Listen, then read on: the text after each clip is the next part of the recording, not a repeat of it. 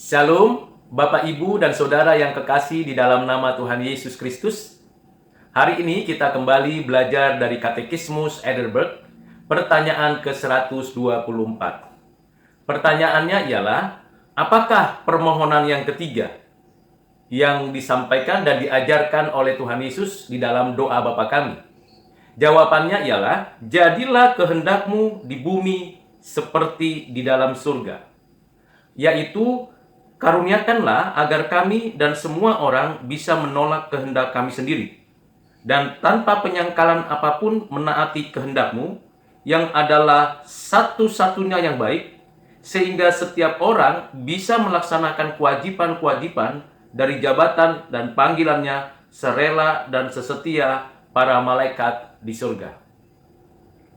Bapak, Ibu, Saudara yang kekasih di dalam Kristus, kita dapat menemukan referensi daripada pertanyaan ini dari surat Filipi pasal 2 ayat 12 sampai dengan 18 dan surat Kolose pasal 3 ayat 1 sampai dengan pasal 4 ayat 6. Kalau kita menyimak dan memperhatikan bagian penting ini, maka kita dapat memahami beberapa hal yang perlu menjadi renungan dan dapat kita terapkan secara pribadi.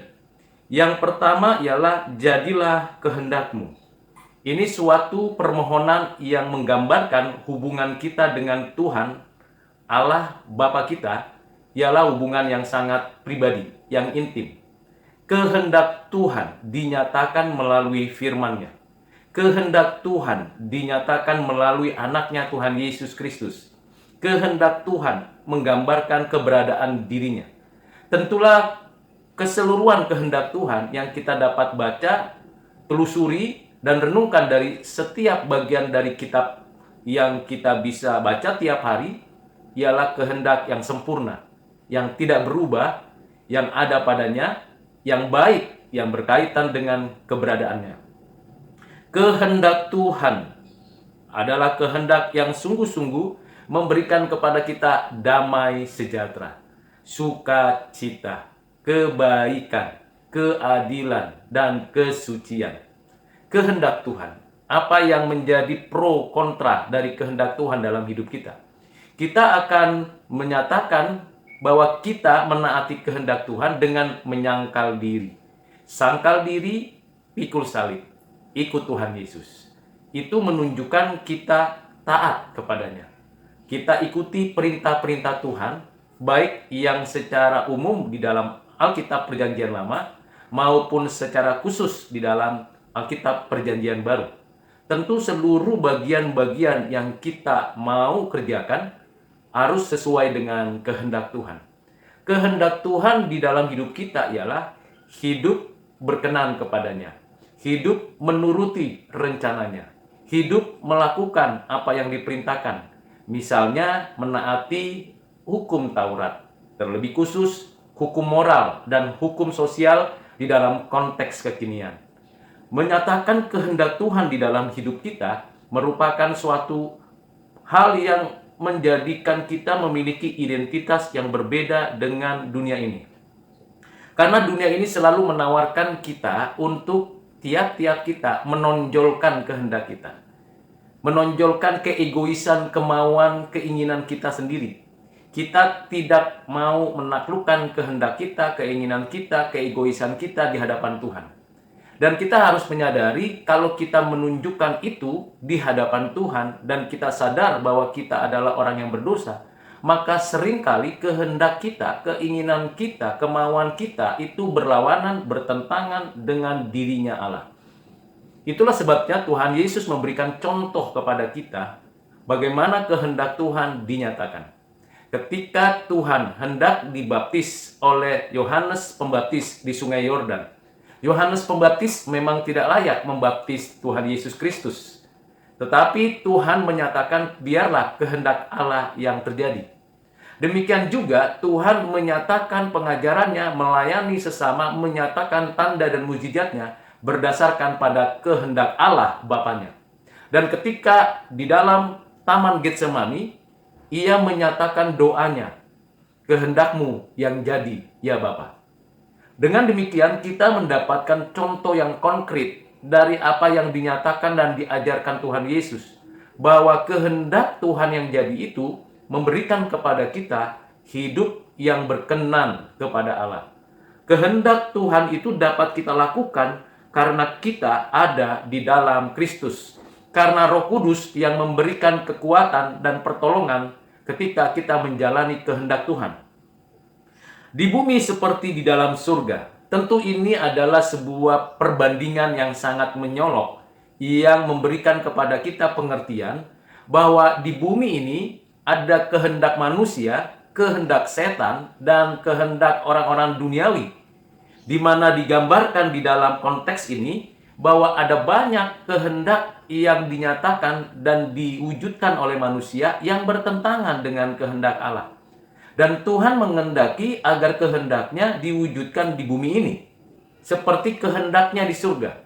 Ini bukan berarti Allah dibatasi oleh bumi kehendaknya sehingga ia tidak dapat menyatakan kehendaknya. Tidak demikian. Pasti cepat atau lambat, menurut ukuran dan pemikiran kita, kehendak Tuhan Allah tergenapi. Tidak ada satu kuasa pun yang dapat menghalangi kehendak Tuhan digenapi. Namun apa maksudnya arti di bumi seperti di dalam surga? Seperti ada dua kehendak di bumi dan ada kehendak di surga yang saling kontradiksi. Dan memang faktanya kita menyaksikan manusia selalu melawan kehendak Tuhan. Dan faktanya para malaikat di surga selalu menaati kehendak Tuhan. Dan di sini untuk menggambarkan bagaimana para makhluk yang ciptaan Tuhan ini menaati Tuhan atau melawan, memberontak kepada Tuhan. Bagaimana kita bisa melaksanakan kewajiban-kewajiban dari jabatan yang dikaruniakan Tuhan Yesus kepada kita umatnya dan panggilan yang kita kerjakan di atas muka bumi ini. Hanya mungkin kita bisa menaati kehendak Tuhan di bumi ini setelah ia mengalami kelahiran kembali. Setelah ia menikmati hubungan pribadi dan terus-menerus memupuk hubungan pribadi itu dengan Tuhan Allah. Adalah tidak mungkin manusia melakukan dan melaksanakan kehendak Tuhan di bumi kalau ia belum dilahirkan kembali. Kalau ia hanya beragama saja. Mengapa demikian?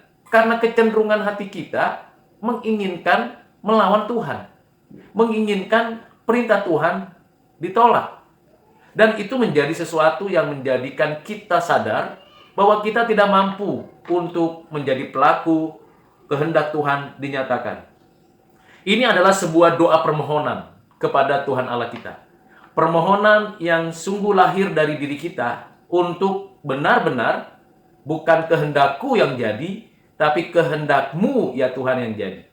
Dalam kehidupan kita saat ini, dalam mencapai apa yang kita harapkan, yang kita sudah rencanakan, baik itu dalam pekerjaan, bisnis, upaya dan usaha membimbing dan mendidik anak-anak, dalam segala upaya yang kita rencanakan hal yang baik, tetap harus kembali kepada apa yang Tuhan kehendaki.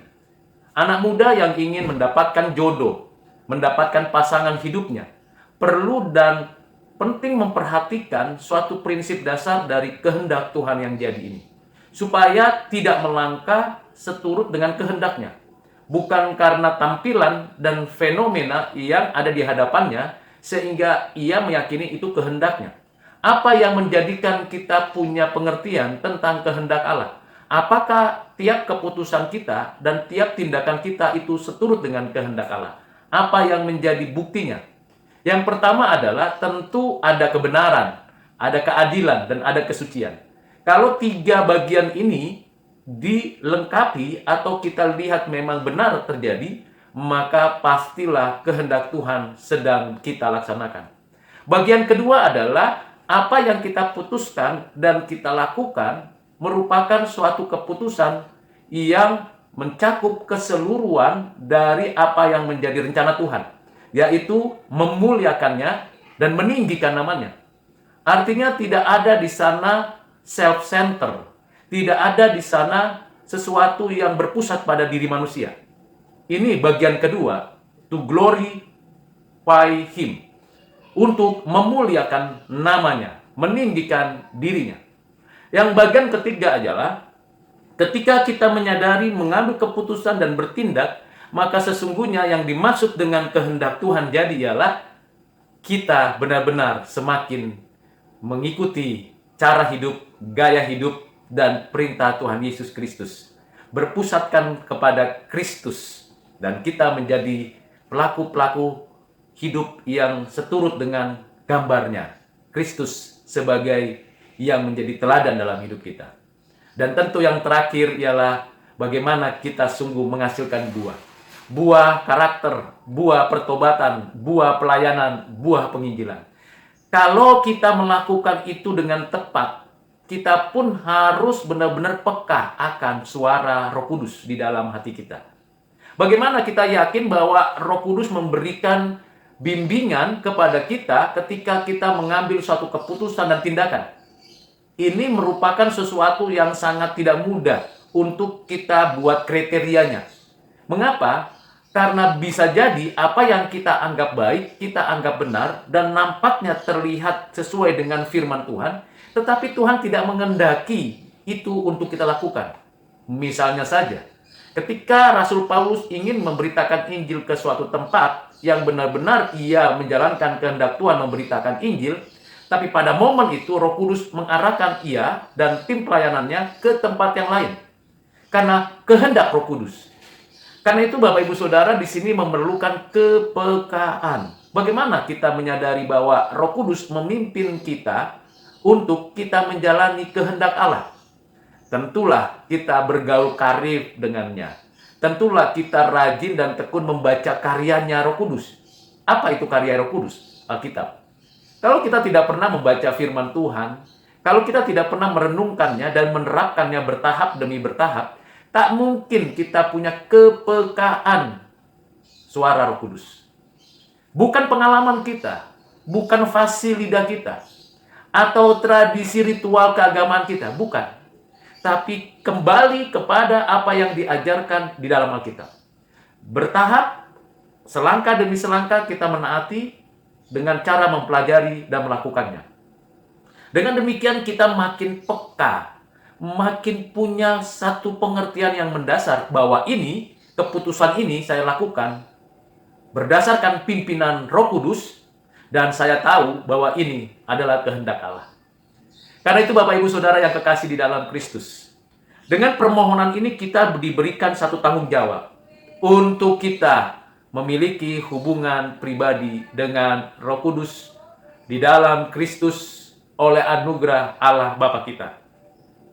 Kiranya dengan kita mempelajari bagian ini, kita semakin sungguh-sungguh menikmati kehendak Tuhan yang jadi di bumi di mana kita berada sekarang. Tuhan Yesus memberkati. Amin.